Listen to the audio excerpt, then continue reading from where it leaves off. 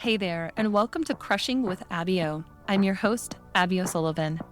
This podcast is inspired by over 10 years in the beauty industry and the stories shared between a beauty professional and her clients. The type of girl talk that only happens behind closed doors or in the chair. Along with hilarious stories based on real life and the dating world, I'll be dishing out all of the secrets on self-care, health, and fitness. As a longtime lash extension artist turned health and fitness coach, I'm passionate about helping you view healthcare as self-care through nutrition, lifestyle, mindset, movement, stress management, and more. So grab a drink and a snack and come join me for a laugh. Welcome back, crushers, to the Crushing with Abby O podcast. It is officially episode 20. 20. Can't believe it. Time's flying. Big thank you to you for tuning in and listening, for your feedback, especially you, Whisper. I know you're listening, and I just want to give you a special shout out. I always appreciate hearing from you, how much you love the podcast and what you do enjoy about it. Today's episode contains 10 myths, 10 health and fitness industry myths that I know hold a lot of women back from sometimes just even getting started. I mean, I've experienced this myself. These are the things that are said by media, society, the health and fitness industry itself that really keep you confused and overwhelmed and sometimes paralyzed from even getting started. Now, this is by no means a comprehensive list of the bullshit that circulates the health and fitness industry, but these are the most common myths that I hear. So let's get started. Myth number 1, there will be a perfect time. There's going to be a right time. I'll start next week. There is no better time than right now. Life is always going to life. There's always going to be something. And if you are constantly waiting for the right time, you'll never get started.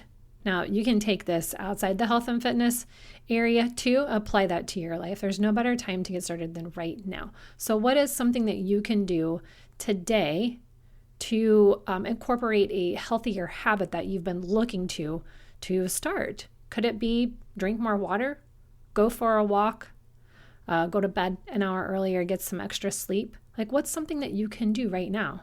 Is it take a break and stretch? Have you been wanting to just add more little breaks into your day to move your body? You can do that right now. It doesn't always have to be this like big, overwhelming overhaul of your lifestyle. This is how it's built, as these little things day by day, and just being aware and consciously making time for that. Myth number 2. You have to be perfect.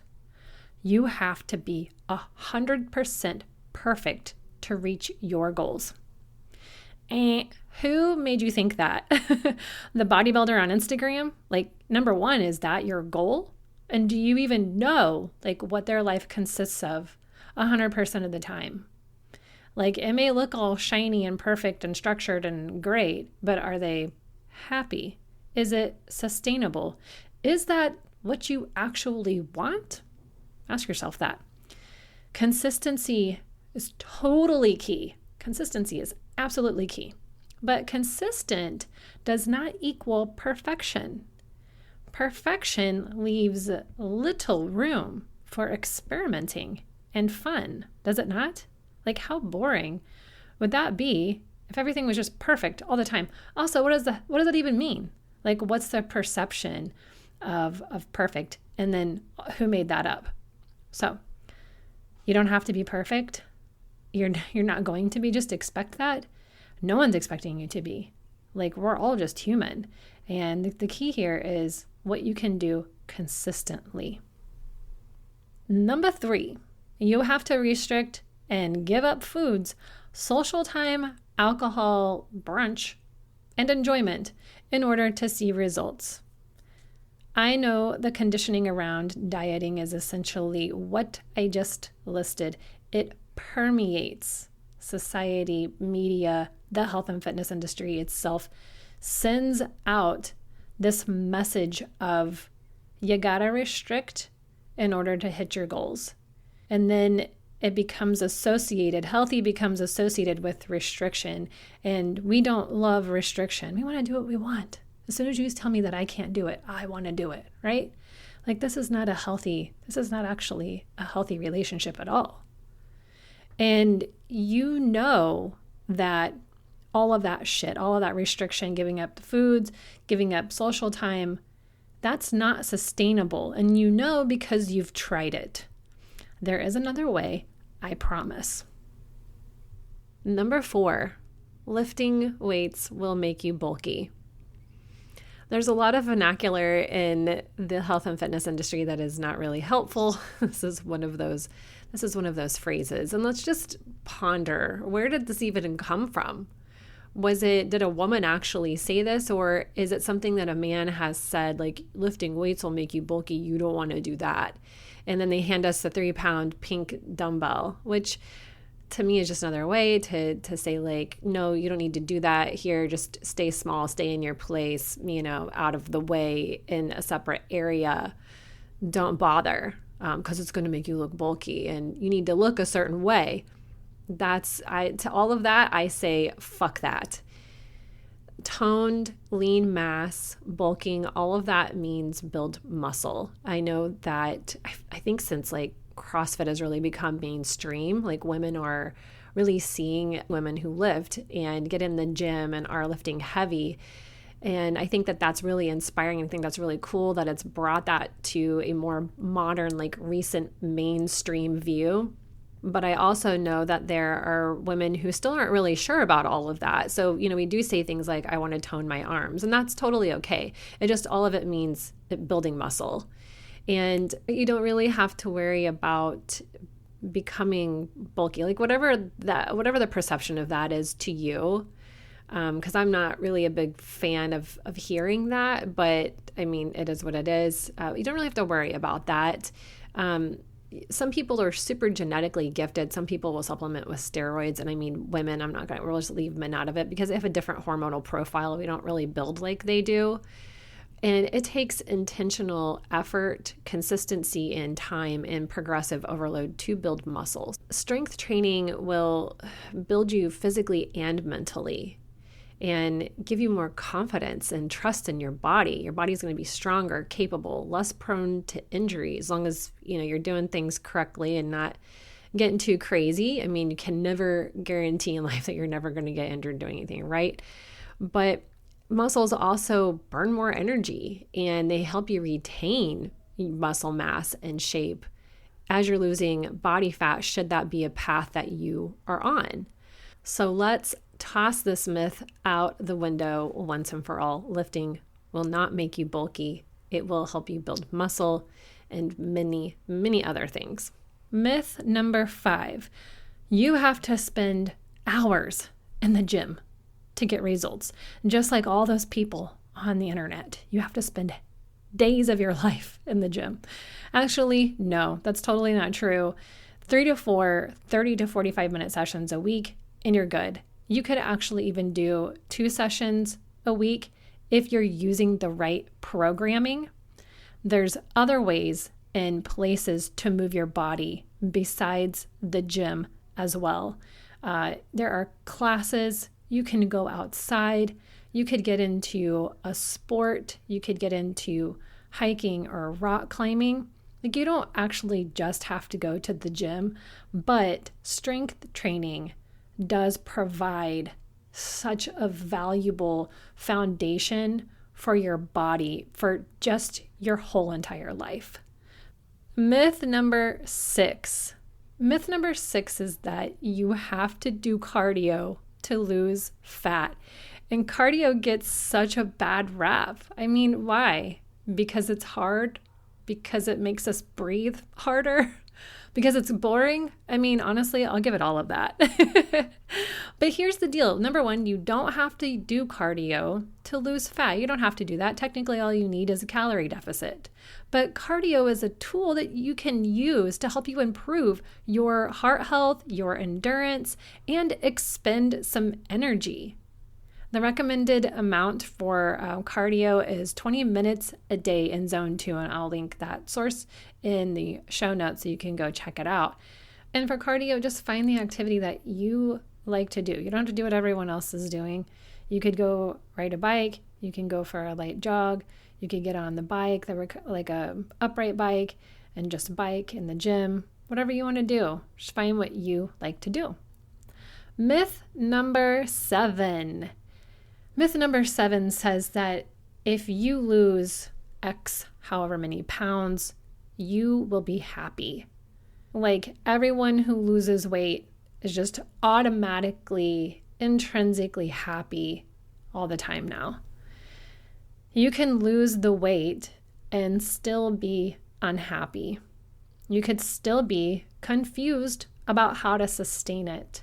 Like, yeah, it feels really fucking good to hit your goal. No doubt about it.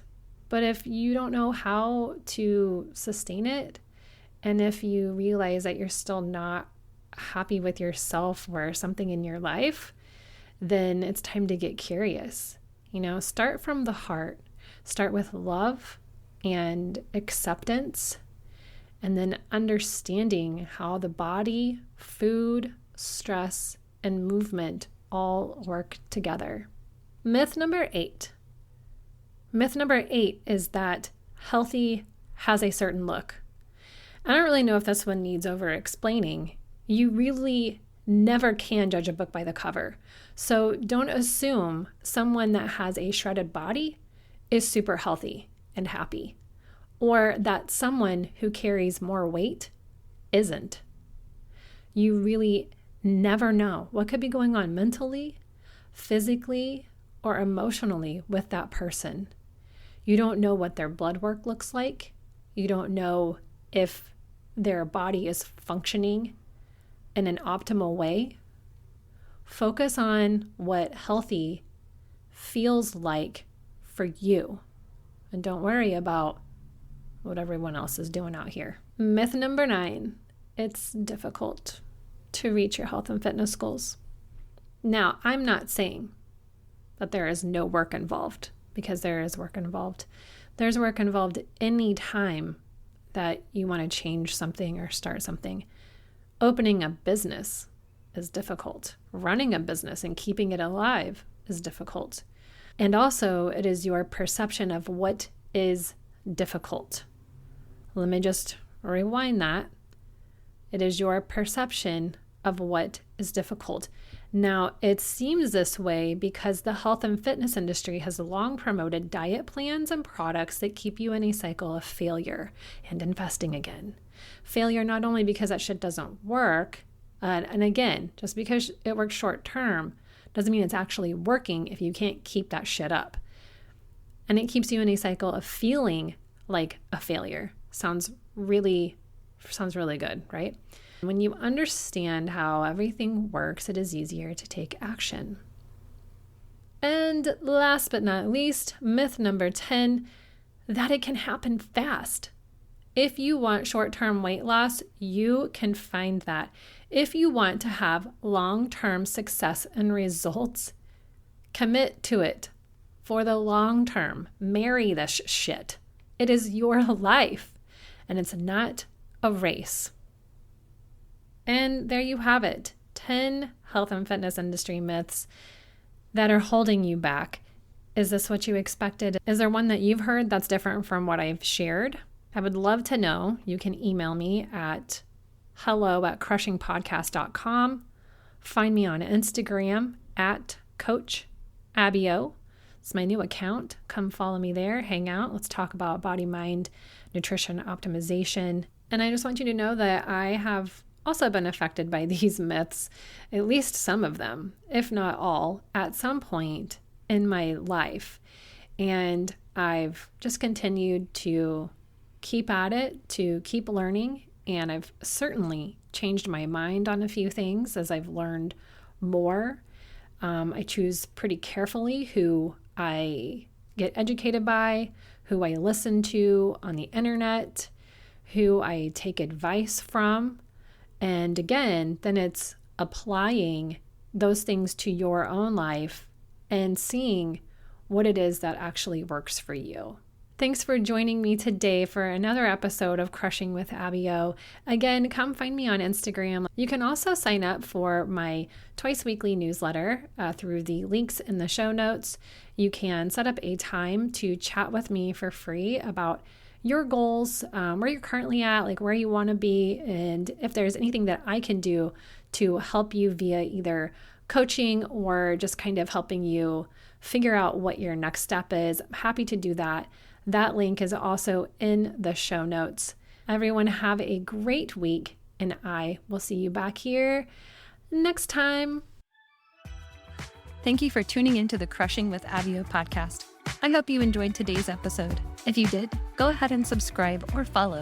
And please leave a 5-star review while you're there. Share this podcast with any of your girl or guy friends that you know could use an extra laugh once a week. You can also find me on Instagram at abio.fit. That's ABBYO.fit. Talk soon.